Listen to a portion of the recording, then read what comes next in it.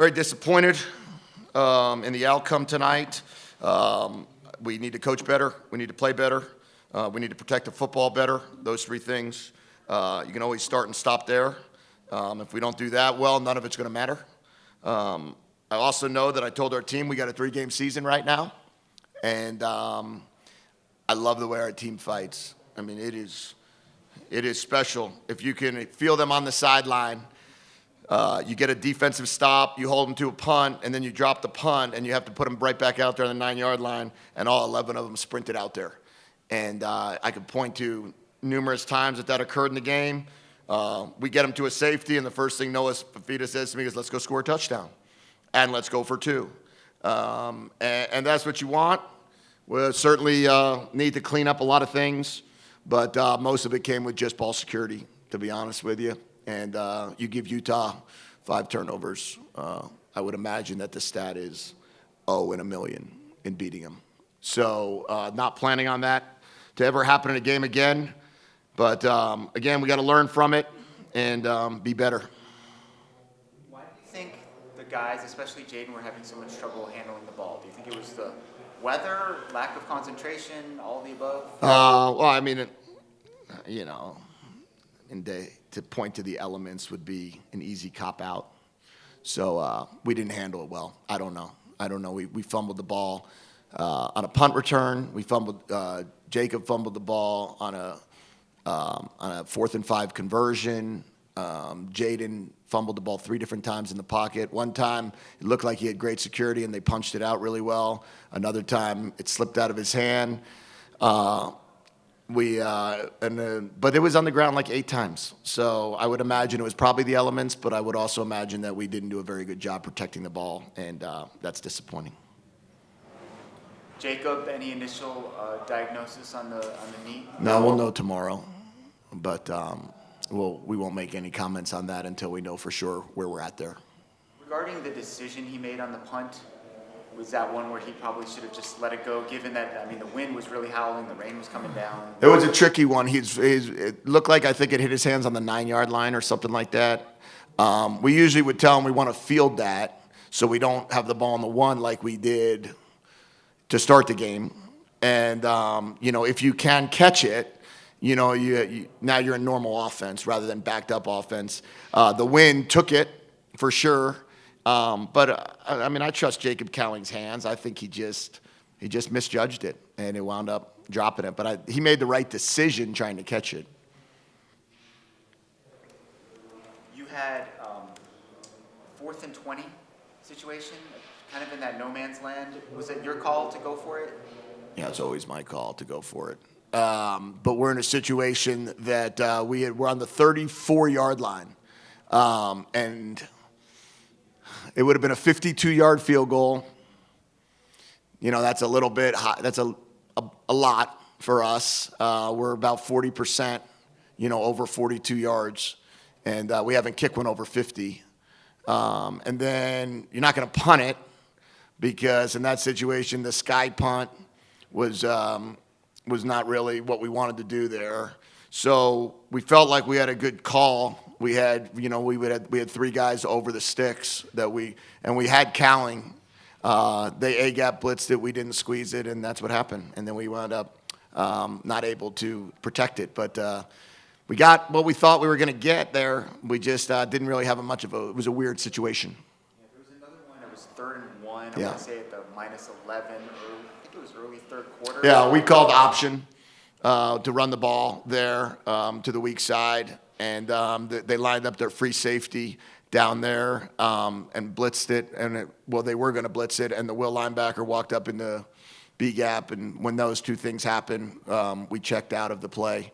And it was press coverage on Jacob Cowling.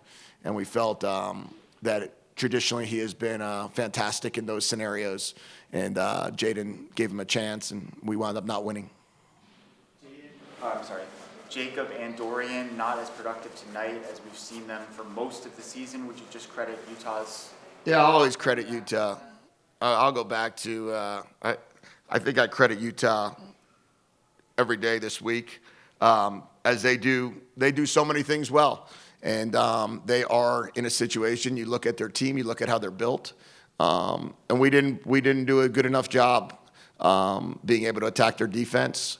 Thought we had opportunities that we didn't do a great job of taking advantage of. I thought we had times that we could have taken advantage of, and we had a breakdown somewhere else. I certainly could coach better.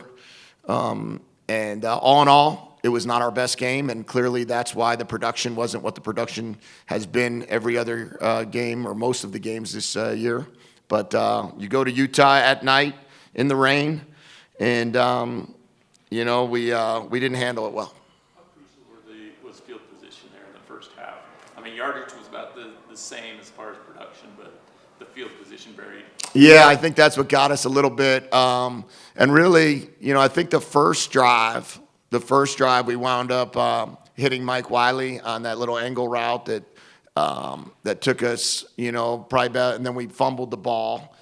We had a snap that we didn't field well, and then we didn't have good field position. And you're trying to punt out of your end zone on a drive, so you're punting from the minus 4 yard line, or we ran a screen just to give ourselves a little bit of space, but they got the ball on the plus 37 yard line or something like that. So that was tough. Then we ripped off a run, and we're able to tie the game 7-all. And then they scored, and we just couldn't get any momentum because we would move the ball past the 40, but didn't end up. We turned it over a couple of those times when I thought we had touchdown opportunities. A lot of confusion in the press box when Wiley's touchdown was ruled to not be a touchdown. Did you get a good explanation of what happened there? I was a little confused on that as well. Something about the hand touching the pylon before the ball touched the pylon. I don't know that rule. I was confused, honestly. They put the ball on the half-yard line. So they said something about to the effect of his hand touched before the ball touched, so therefore it was on the half-yard line rather than in the end zone. But that we just ran quarterback draw the second play and scored and kind of moved on. I know what the scoreboard says. I know they had over 300 yards rushing, but your defense did get some stops. They also had 2 turnovers and 1 sack after not having any of those. Yeah, that was are those some things that you can kind of build on a little bit? Yeah, I mean, I know that they had 300 yards rushing, but, you got to think about the way the game was going, too. I mean, when you turn it over as much as we turned it over, they had 38 minutes time of possession. They handed the ball off. It felt like a lot. They had a ton of carries, and, they wound up in a situation where, they had 55 carries. They turned it, so when you have the ability to hand it off 55 times, you're going to have a lot of yards rushing. We had 25 carries for 156, so I guess if we doubled it, we'd have 50 for 312. But what we try to do is avoid those games where 55 runs are occurred. But I thought our defense, honestly, did a tremendous job. And they fought. They got them off the field. They took the ball away twice. They stopped them on the 1 yard line going in. We always tell them you defend every yard, every blade of grass. When you do that, those things happen.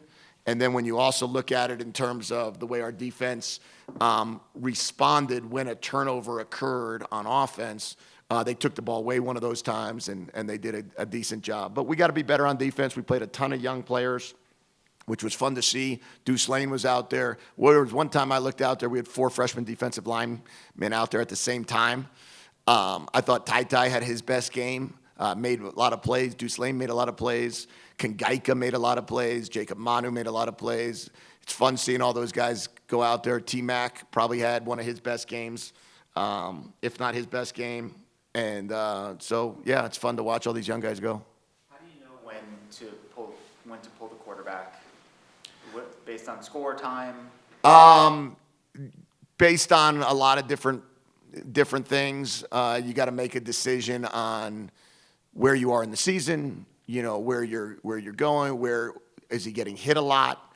You've got to keep a lot of things in mind as it's going to try to be able to do the best thing we can do for our program, not just selfishly try to grab some stats by keeping someone in or something like that. So what I wanted to do, and what Jaden was very comfortable with, is at the point in the game that we made the decision, he understood that it was the right decision, and he wanted to get himself fully healthy for UCLA.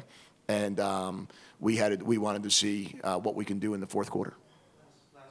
Given how competitive the last 2 games were, and this one kind of got away from you. Do you view it as any kind of a setback? No, I just view it as a game that we play in this season, that these things happen. And, you know, we went to Utah. We've just played back-to-back-to-back games. Washington's 7-2. I think Oregon's 8-1. I think USC's 8-1. So, and these guys are 7-2, and we played back-to-back-to-back-to-back and went on the road to play this one. So we knew this was going to be quite a challenge. Our team isn't set back at all. I just hope we're all healthy. Thank you.